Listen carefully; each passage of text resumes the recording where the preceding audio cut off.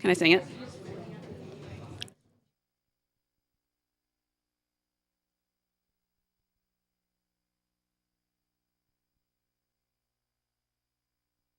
I'm saying it now. It doesn't matter if you can hear me. I just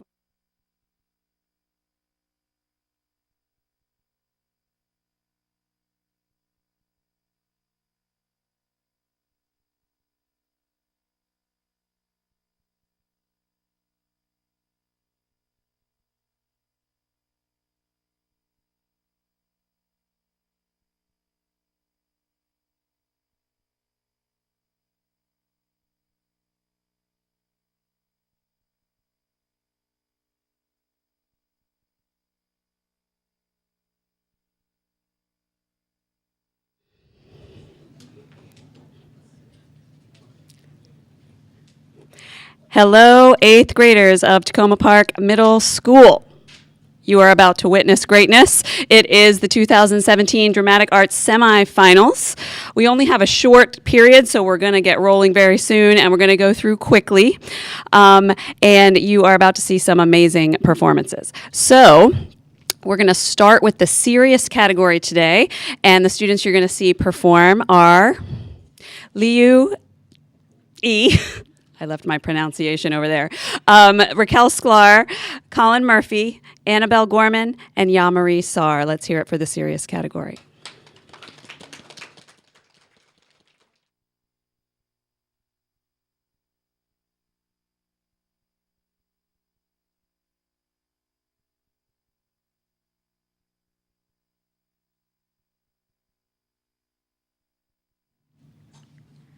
My name is Liu Gege. I'm in the serious category, and I'm going to be reciting the poem Peace and Unity by Mika Mix. My life, my sorrows, my pains. All of these are planned for me. I need to overcome all of these challenges for me to improve myself and vanish my fears. Every time and every day, I feel my tears drowning and sorrowing, seeking for someone who could help me. But I realized I need to do that by myself. So the challenges began. I need to fight for that right. And I need to do that certain plan. For me, to defeat all my fears and show those people who hurt me that I'm still here and I won't give up, seeking for unity and peace. I won't give up. Even the worst battle, I will defeat. I'm filled with spirit, no hatred nor vain, but spirit to make our world change. I will give justice for those people who also suffer. I will give peace for those who need peace. I will help to improve our country. Unity is what we need. No help, but lending our lives for the sake of others. Love is what we need. Forget about the fights. Throw your guns, throw your knives. Give love, and you could achieve your righteousness life. Thank you.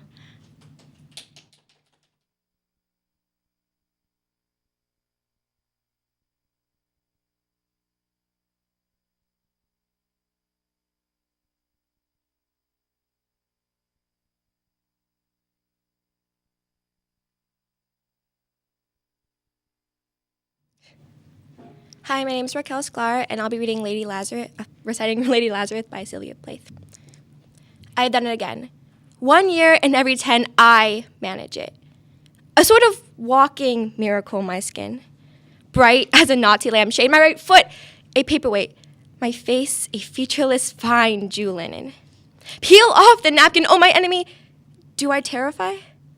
The nose, the eye pits, the full set of teeth, the sour breath will vanish in a day. Soon, the flesh, the grave cave 8 will be at home on me, and I am a smiling woman. I'm only 30, and like the cat, I have 9 times to die. This is number 3. What a trash to annihilate each decade, what a million filaments. The peanut crunching crowd shoves in to see them unwrap me hands and foot, the big strip tease. Gentlemen, ladies, these are my hands, my knees. I may be flesh and bone. Nevertheless, I am the same identical woman. The first time it happened to me, I was 10. It was an accident. The second time, I meant to last out and not come back at all. I rocket shut as a seashell. They had to call and pick the worms off me like sticky pearls. Dying is an art, like everything else. I do it exceptionally well. I do it so it feels like hell. I do it so it feels real. I guess you could say I have a call. It's easy enough to do it in a cell. It's easy enough to do it and stay put. It's a theatrical. Come back in broad day to the same place, the same face, the same brew, a muse show, a miracle. That knocks me out. There's a charge for the eyeing of my scars. There's a charge for the hearing of my heart. It really goes. And there's a charge, a very large charge for a word or a touch or a bit of blood or a piece of my hair or my clothes. So, air doctor, so, air enemy, I am your opus, I am your valuable, the pure gold baby that melts to a shriek. I turn and burn. Do not think I underestimate your concern. Ash, you poke and stir. Flesh, bone, there is nothing there. A cake of soap, a wedding ring, a gold filling. Air God, air Lucifer, beware, beware. And out of ash I rise with my red hair, and I eat men like air. Thank you.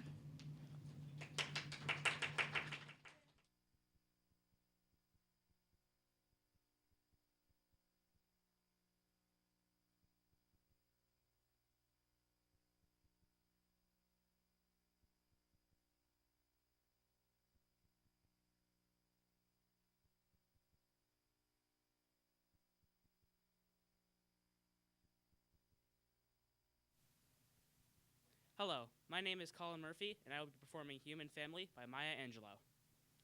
I note the obvious differences in the human family.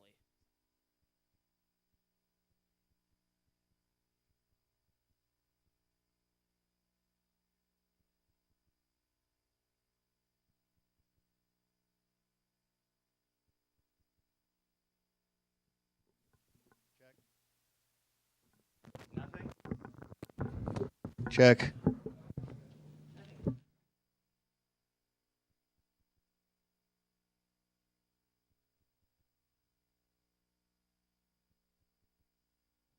Oh. Hello, my name is Colin Murphy, and I will be performing Human Family by Maya Angelou. I note the obvious differences in the human family. Some of us are serious. Some thrive on comedy. Some declare their lives are lived as true profundity. Others claim they really live the real reality. The variety of our skin tones can confuse, bemuse, delight. Brown and pink and beige and purple, tan and blue and white. I've sailed upon the seven seas and stopped in every land. I've seen the wonders of the world, not yet one common man.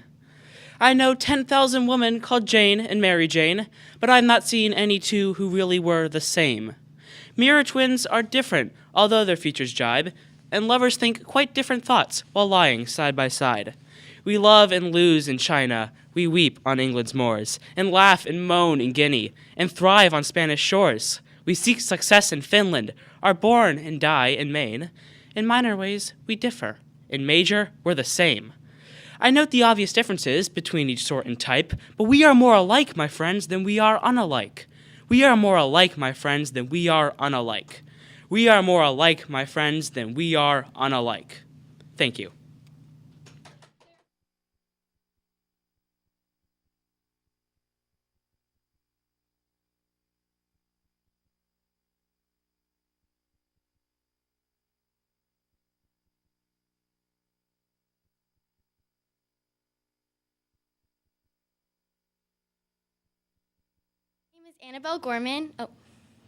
My name is Annabelle Gorman, and I'll be doing America's Not the Greatest Country in the World from the newsroom. America's not the greatest country in the world. To liberals, the NEA is a loser. Yeah, it accounts for a penny out of our paychecks, but conservatives get to hit you with it anytime they want. It doesn't cost money, it costs votes. It costs airtime and column inches. You know why people don't like liberals? Because they lose. If liberals are so smart, how come they lose so goddamn always? And to conservatives with a straight face, you're gonna tell students that America is so star-spangled awesome that we're the only ones who have freedom? Canada has freedom. Japan has freedom. The UK, France, Italy, Germany, Spain, Australia, Belgium has freedom. 207 sovereign states in the world, like 180 of them, have freedom.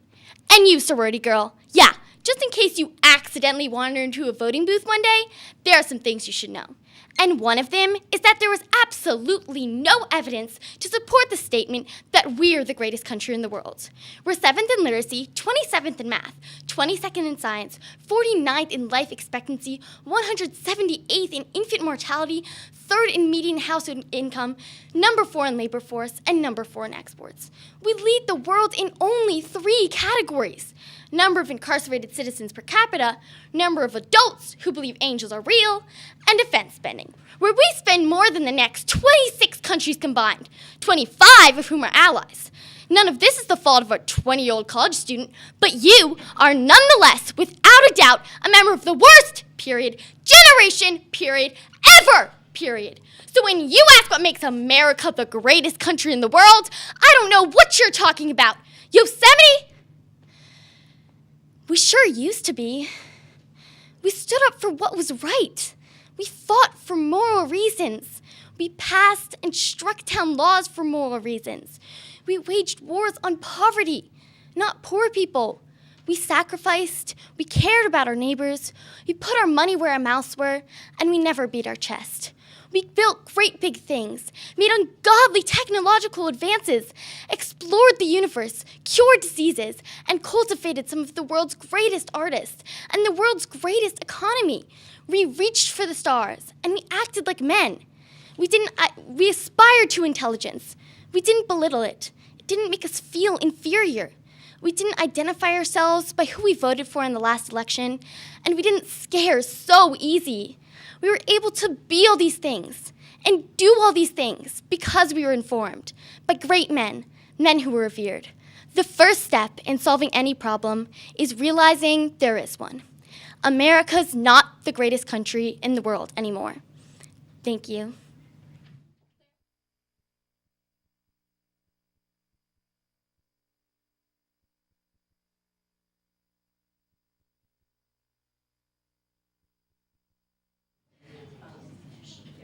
Hi, my name is Yamri Sar, and I'll be doing the poem called Discrimination, and the author is anonymous.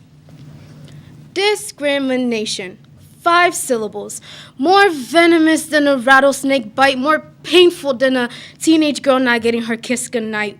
We all know what it is, and yet we act as though the impact is nothing. We act as though our hateful words, stares, and feelings towards different people are nothing. Close your eyes and try to remember a time where Elmo and Big Bird were singing Don't Judge a Book by Its Cover. I think they forgot to mention if the book was black, white, gay, transgender, Asian, Latino, atheist, Muslim. That is not right to judge them either. We need to change how we feel about others if we want this one life. This one short, precious life we should all get to live in peace and harmony. I am not here to judge anyone for the wrongful doing of others. I am here to make you all aware of how these discriminatory, bigoted, and biased acts affect others. Just imagine you're an 11-year-old girl. A boy walks up to you with a smirk on his face. He asks you what religion you practice, and you state that you're a proud Muslim. His expression changes, deviously grinning ear to ear, his finger moving ever so slowly towards your face, his eyebrows turn into blonde diagonal lines. Oh, so you're a Muslim? Well, why don't you go back to your dirty country with your terrorist family, your herd of camels? And now that you think back to it, you probably would have laughed in his face and said something stereotypical about Southern boys. But sadly, you were just an 11-year-old Muslim girl, and you felt so small. This will be your first experience with discrimination. And as you've grown, you stepped out of this fantasy world where everyone would hold hands, sing kumbaya, and get along. But sadly, you see how ignorant people treat each other, and it makes you physically sick. So to the people, whoever you are, whoever you love, whatever you believe, as you think it's okay to call someone disgusting because they are gay, or think it's okay to call someone weak because they're a woman, or think it's okay to call an 11-year-old girl a terrorist because she is Muslim, take these next few words I say to heart. The next time you call that 11-year-old girl a terrorist, remember that you are fueling that death trap that is discrimination, and the only person to blame is yourself. Thank you.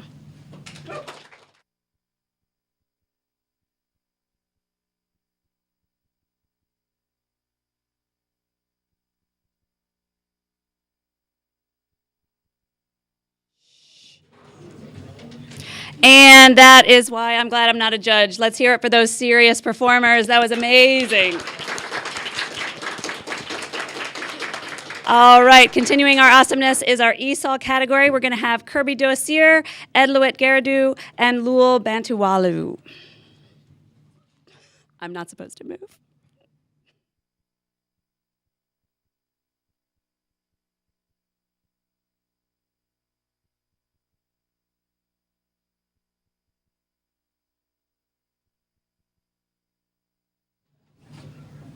Hello, my name is Kirby, and I'm gonna do a poem about there was a poor lady who swallowed a fly. Poor lady, she swallowed a fly. I don't know why she swallowed a fly. Poor lady, I think she died. Poor lady, she swallowed a spider. It's wiggly and wiggly and turned sour. She swallowed a spider to catch the fly. I don't know why she swallowed a fly. Poor lady, I think she died. Poor lady, she swallowed a bird. I observed she swallowed a bird. She swallowed a bird to catch the spider. She swallowed a spider to catch the fly. I don't know why she swallowed a fly. Poor lady, I think she died. Poor lady, she swallowed a cat. Think of that. She swallowed a cat. She swallowed a cat to catch the bird. She swallowed a bird to catch the spider. She swallowed a spider to catch the fly. Don't know why she swallowed a fly. Poor lady, I think she died. Poor lady, she swallowed a dog. When she swallowed a dog, she went through that whole hog when she swallowed a dog. She swallowed a dog to catch the cat. She swallowed a cat to catch the spider. The bird. She swallowed a bird to catch the spider. She swallowed a spider to catch the fly. Don't know why she swallowed a fly. Poor old lady, I think she died. Poor old lady, she swallowed a cow. She swallowed a cow to catch the dog. She swallowed a dog to catch the cat. She swallowed a cat to catch the spider. She swallowed a spider to catch the fly. I don't know why she swallowed a fly. Poor old lady, I think she died. Poor old lady, she swallowed a hose. She died, of course. Thank you.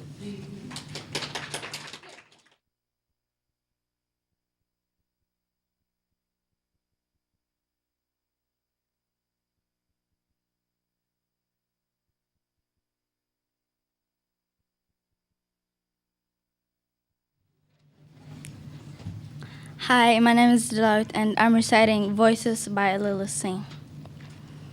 Hello. What if I'm successful alone? I don't want to do this anymore. I just want my friends. I want my family. I don't want to do this anymore. Can somebody talk to me right now? I'm working hard to make my family proud, but maybe they just want to see me more. What if I'm all alone before a crowd? The only friend I have is me. It's horrible. Is it worth it? Do I deserve it? I think I'm guessing for greatness, but I'm unsure of it. I moved so far away from everything I know. That was the only way I thought that I could grow. I see amazing things. I meet amazing folk. You asked to join to bring? I couldn't tell you though. I'm always on the go. No time to take it in. I mean my idols them searching for the next win. I don't know what I'm doing. I'm making this all up.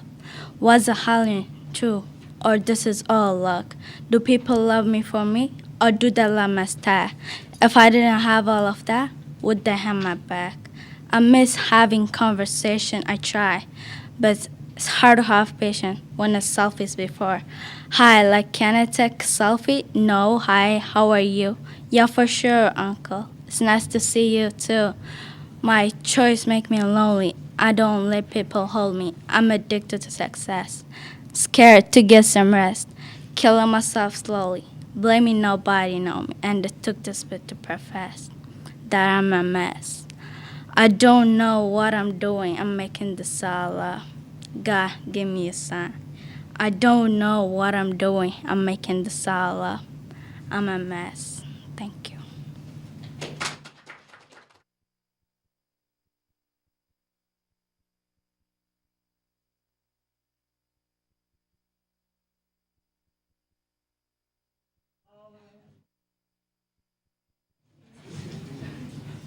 My name is Lul. I'm reciting Friends by Elizabeth Janling.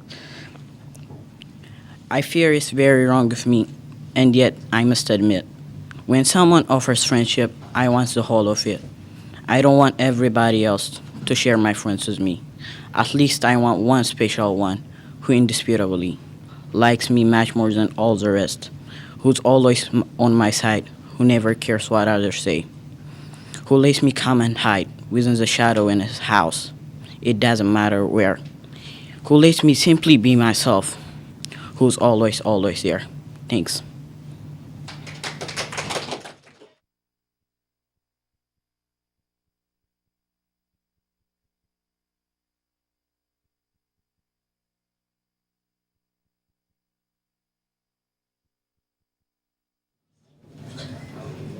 All right, everybody, let's hear it for the ESOL category. That was great. You can clap in the classrooms, too. All right, we are moving on to the original. This means that these students not only perform excellently, but they also wrote these pieces themselves. And we're going to have Lauren Riva Clement, Catherine Lalonde, Elise Haverland, Dheeraj Keshav, Susan Duran, and Exanye Stewart. Here they come.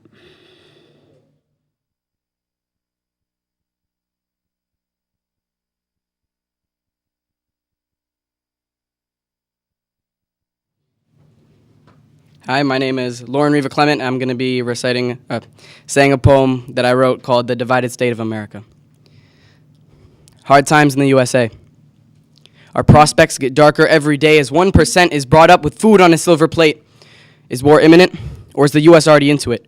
Half the country is sensible, the other half isn't listening. I'm not saying which is which, but regardless of where you lived, you thought you belonged with the first, didn't you? When we the people speak, it's lethal. Feel the heat as the divided states of America screech and pull out their own hair, hoping that a march will change who sits in the chair. The Oval Office can only cause conflict. No democracy has ever stood where we've gotten, but our generation is still faced with this set of problems. The situation is dire. The fire wasn't started by overthinkers. It was started by those who didn't think it would do a thing. It's only a matter of time before we realize that to be divided is not a solution. If we can maintain our resolution and unite, only then can our new nation operate as a useful unit. So tune in as I express the views of the youth. We must come together like the Beatles once said when freedom of speech was still legal and times were better. And as we're plunged back into the dark ages, when people were judged shamelessly based on their races, we face the hypocrisy and brace for the impact as the country is rocked. And hold on, never caving. United we stand, never wavering. Thank you.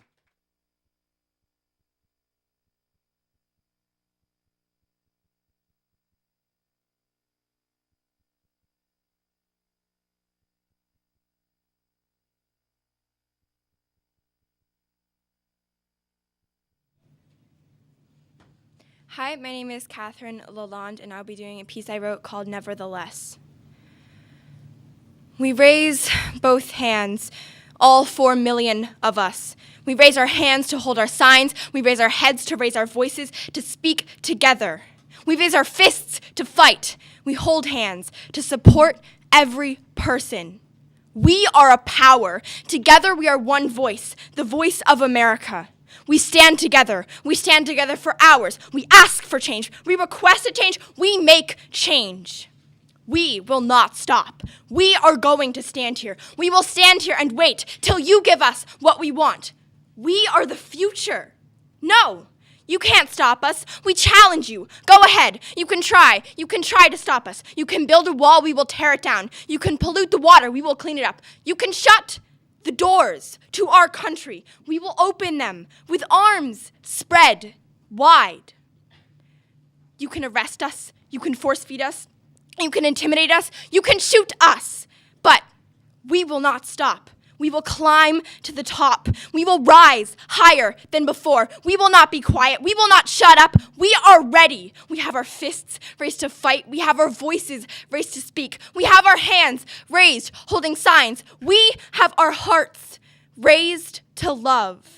We are standing together. We are stronger together. We will rise, we will fight, we will speak, we will stand, we will walk, we will march. We will march for our daughters, we will march for our friends, our sisters, our grandmothers, our mothers. We can speak, we can vote. We are mayor, we are senator, we are governor, we are president.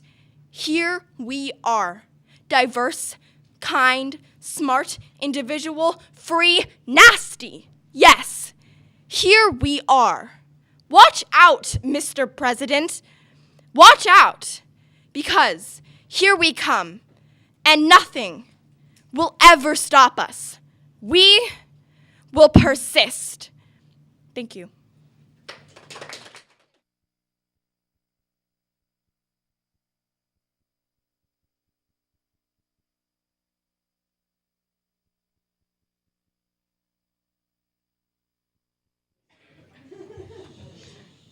Hi, my name is Elise Haverland, and I will be reciting a poem that I wrote called This Land. And just a little explanation, this is from the point of view of a Syrian refugee.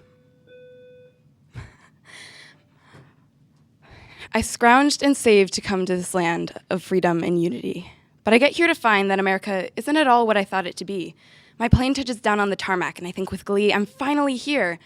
But then I'm faced with a horrible fact that is almost as sore as my rear.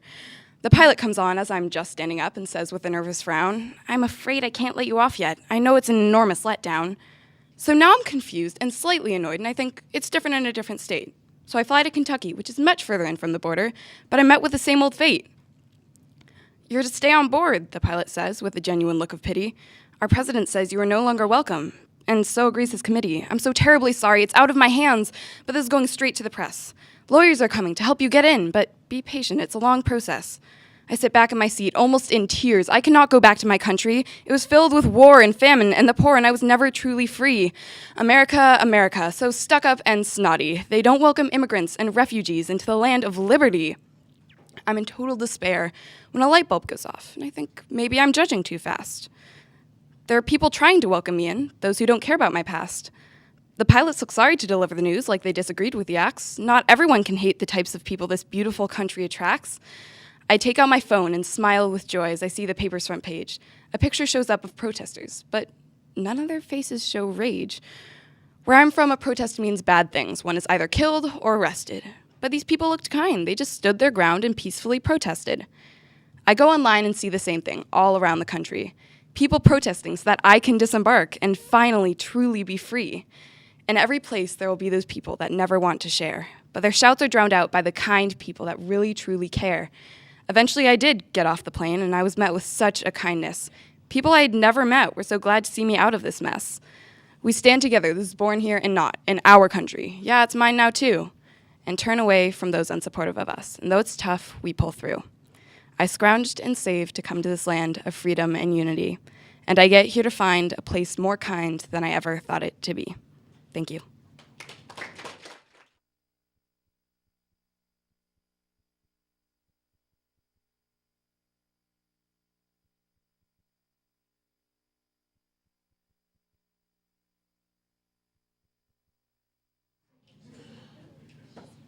Hiya, my name is Dheeraj Keshav, and today I'm performing the original poem, Bubbles.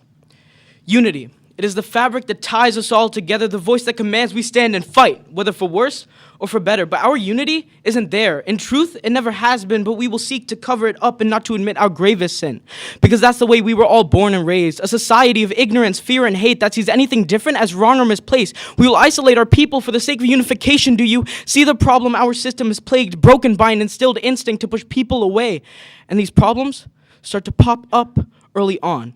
We call them cliques, groups, clubs, and organizations taking over schools all across the nation, teaching kids to make friends in associations, but all of that seems well and good, right? Let the kids make friends with common interests. See, they leave out that one really important part where the kids grow up under the same mindset. A bunch of grown-ups with a pre-programmed setup, a dummy's guide to get friends with your same getup, but what a step-by-step program doesn't let up is that not everyone finds a place to belong. Our sense of unity is commanded by this guide to relationships that surrounds us with similar people, similar goals, similar thoughts, similar almost everything. And what starts to happen is actually a division of the people caught in their society bubbles, believing all is unified and equal. Inside these worlds that we've created, all is free of clutter and mess, but between those society bubbles, only blank space and darkness. A darkness that sucks up any mass it can attract, swallowing up those that are stuck following the tracks of other people, whizzing on by with their groups, living fast while ignoring those they left behind and just chugging on past them. They grew up with us. Before the cliques and the groups, they would play with us. And then we all grew up and suddenly started dividing, and we thought everything was going fine, but we weren't actually providing a place for them. The people we now see as different, the people that once were our friends, the people that have nothing left except their own minds and time, ample time to let sink in the reality that they've been left behind and then some. Time enough to ponder our existences, to sink into ourselves and go mad after we've seen everything interesting, surrounded by that darkness that envelops and encompasses these different people as they further damage their own consciousness. And Eventually, there's nothing left to save, just a shell of a man long dead from the pain that consumed him. Piece by piece, and enjoyed every part of its grand feast, a feast that we left there in the darkness for the pain to take because of a strain we couldn't take to step out of our comfort zone. This is the destructive world that we created, and to look back before we made it when we were kids just playing, that was unity. Tolerance, not division, acceptance, not ignorance, inclusion, not isolation. So what do we do? What can we do? See, all we need to do to find real unity is take a needle and pop that society bubble, and then pop another and another, let these worlds spread into each other. And when these perfect worlds become one world with all its imperfections and flaws, one group with every eccentric or different person being involved, that is unity. Thank you.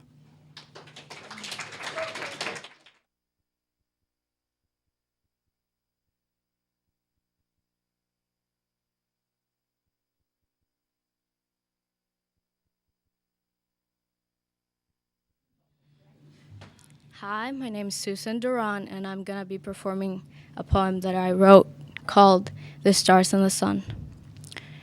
We are all here trying to get along.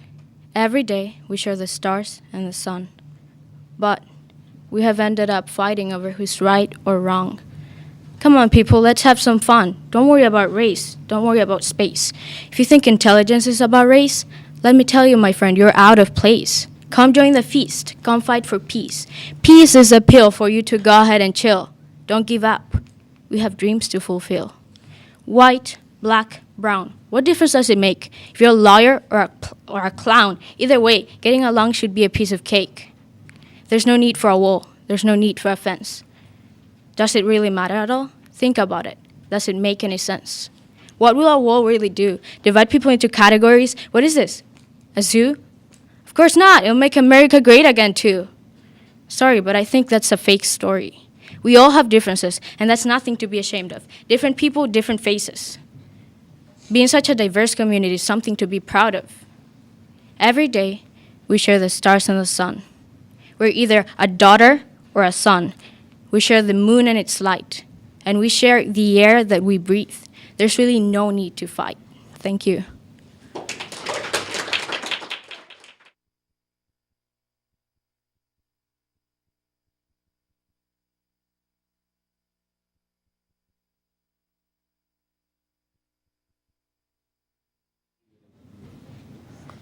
Hi, my name is Exania Stewart, and I will be reciting a poem titled Unity, written by me.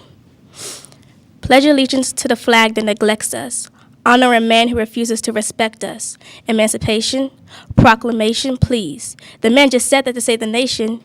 These are all lies that we accepted. Say no to drugs, but the government keeps it running through our community, killing the unity. Yet people shine upon the strength of a nation. Conquer the man with education. Protect thyself. Reach with what you want to do. Know thyself. Teach what we've been through, all with knowledge of the place. Then no one will ever oppress this race again. Why no Malcolm X in my history textbook? Because he tried to educate and liberate all blacks. Why is Martin Luther King on my book each week? They act as if asking questions is a crime. Pulling the life of your brain, I can't explain. It's the American dream, I guess. It's time for us as people to start making some changes and chances. Why? Because the old way wasn't working. Thank you.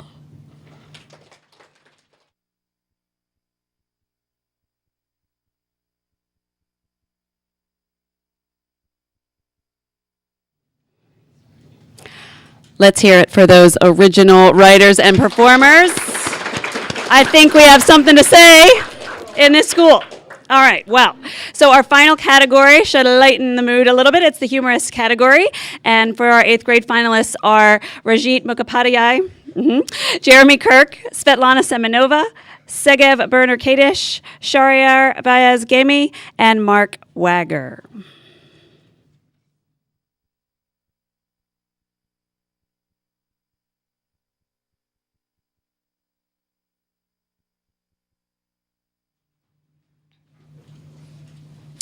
Hi, my name's Rajit M., and I'm performing a poem called Class Reunion by Jim C. Carpenter. I read an ad in the paper one day. I think it was the Dallas Morning News. It was all about my class reunion in a town near Santa Cruz.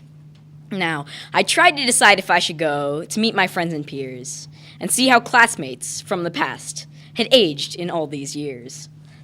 So, after an agonizing moment of thought, I resolved that I would go and see what I could see and meet my friends from the senior class of 1953.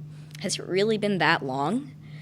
So, I rented a tux and a black toupee and brushed my shoes and hair. I trimmed my mustache and my beard and finally changed my underwear. I emptied the bottle of aftershave and gargled some Listerine. I brushed my teeth with Ultra Bright and rented out a limousine. I mean, who doesn't have one of those? So I now arrived in splendid form with a flower on my chest, sporting a rented diamond ring and smelling my very best. So I was dressed in the finest garb around town, like a monarch at a feast. Of course, then I realized that no one there seemed familiar in the least.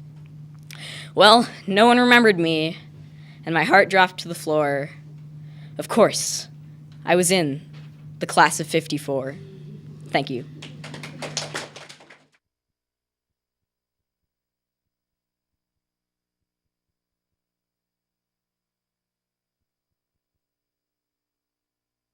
Hello, my name is Jeremy Kirk. I'm going to be reciting a poem by Ken Nesbitt called Pimple Problem.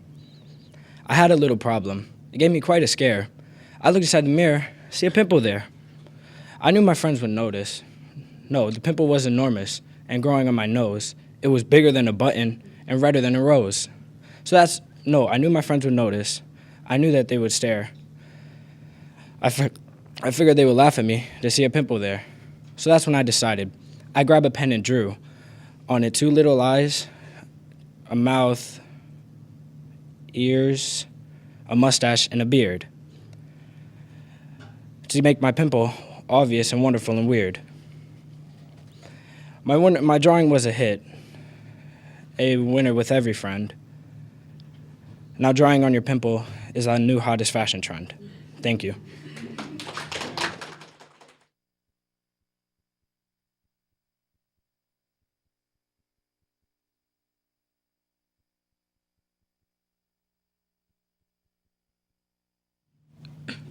Hello, my name is Svetlana Semenova, and I'll be performing Seeking Mars by KK Jennings in the humorous category. No one leaves home and finds a deceit-free zone, so leave Mars alone. We cannot go out any door to find peace and goodwill living pure, yet some wish stars, some now seek Mars. I cannot believe some want to see Mars achieved when our planet is going to seed. Stop wars on our Earth before Mars' power fuse burst from man's greedy, battling worst. Grow unity here to heal the simple man's fears before he's whipped with Mars' tears.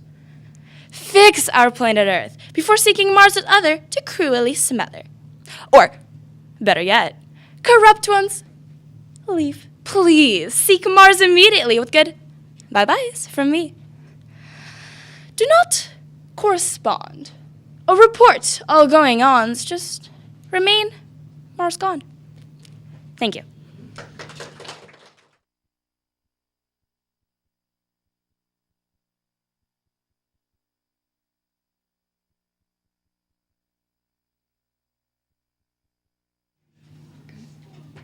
Hello, I'm Sagev Bernard Kadish, and I'll be reciting 5,000 Candles in the Wind by Andy Dwyer. This is from the show Parks and Recreation. He has to make a piece for a dead horse memorial service. That's to be 5,000 times better than the song A Candle in the Wind. So, this is 5,000 Candles in the Wind. Up in horsey heaven, here's the thing. You trade your legs for angels' wings. And once we've all said goodbye, you took a running leap and you learned to fly. Bye-bye, Lil Sebastian. I'll miss you in the saddest fashion. Bye-bye, Lil Sebastian. You're 5,000 candles in the wind. And though we all miss you every day, we know you're up there eating heaven's hay. And here's the part that hurts the most. Humans can't ride a ghost. Bye-bye, Lil Sebastian. I miss you in the saddest fashion. Bye-bye, Lil Sebastian. You're 5,000 candles in the wind. Maybe someday we'll saddle up again. Until then, I will always miss my horsiest friend. Spread your wings and fly. Spread your wings and fly. Bye-bye, little Sebastian. I'll miss you in the saddest fashion. Bye-bye, little Sebastian. You're 5,000 candles in the wind. Thank you.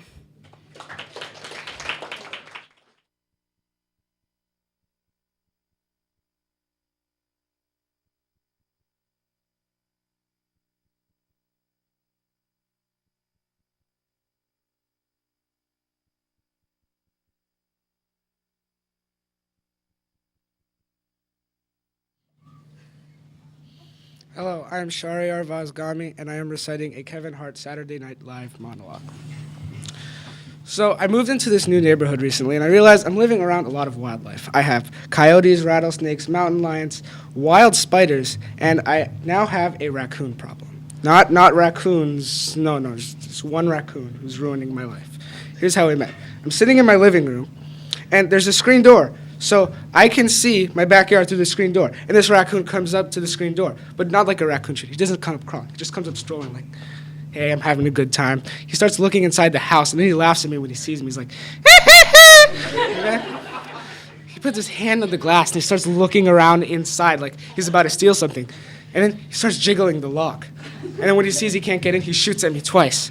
Bang, bang. My fiance comes home, and I'm like, we have to move. There's a thug raccoon in my backyard.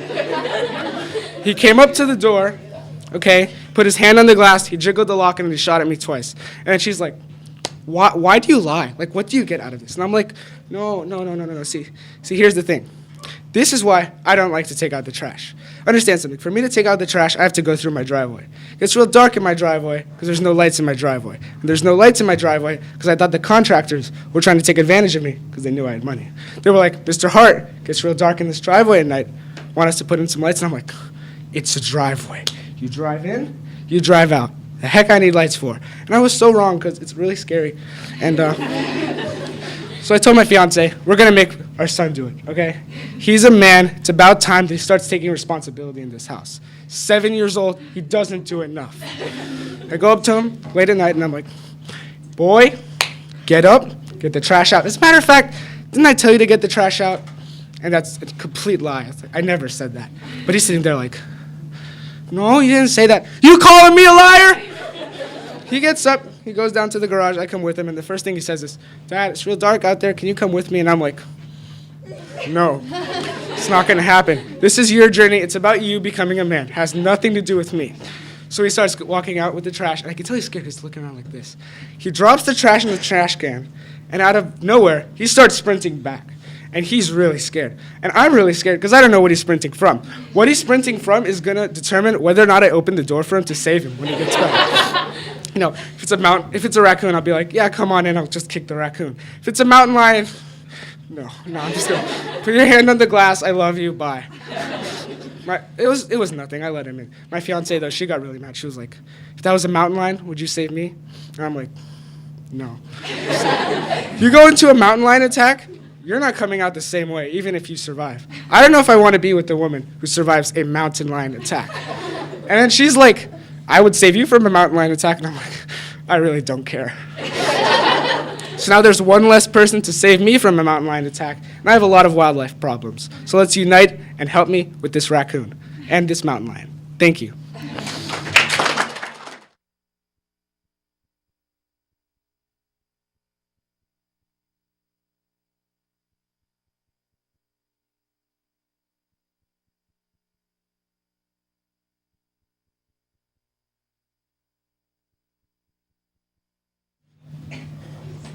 Hello, my name is Mark Wagger, and I will be performing Clooney the Clown by Shel Silverstein. I'll tell you the story of Clooney the Clown, who worked in a circus that came through town. His shoes were too big, and his hat was too small, but he just wasn't funny at all. He had a trombone to play loud, silly tunes. He had a green dog and 1,000 balloons. He was floppy and sloppy and skinny and tall, but he just wasn't funny at all. And every time he did a trick, everyone felt a little sick. And every time he told a joke, folks sighed as if their hearts were broke. And every time he lost his shoe, everyone looked awfully blue. And every time he stood on his head, everyone screamed, "Go back to bed." And every time he made a leap, everybody fell asleep. And every time he ate his tie, everyone began to cry. So Clooney could not make any money simply because he was not funny. One day he said, "I'll tell this town how it feels to be an unfunny clown." So he told them all why he looked so sad. He told them all why he felt so bad. He told of pain and rain and cold. He told of darkness in his soul. And when he finished his tale of woe, did everyone cry? Oh, no, no, no. They laughed until they shook the trees with ha-ha-has and hee-hee-hees. They laughed with howls and yowls and shrieks. They laughed all day. They laughed all week. They laughed until they had a fit. They laughed until their jackets split. Their laughter spread from miles around to every city, every town, over mountains, across the sea, from Saint-Tropez to Mont-Saint-Denis, and soon the whole world rang with laughter, lasting till forever after, while Clooney stood in the circus tent with his head held low and his shoulders bent, and he said, "That's not what I meant. I'm funny just by accident." And while the whole world laughed outside, Clooney the clown sat down and cried. Thank you.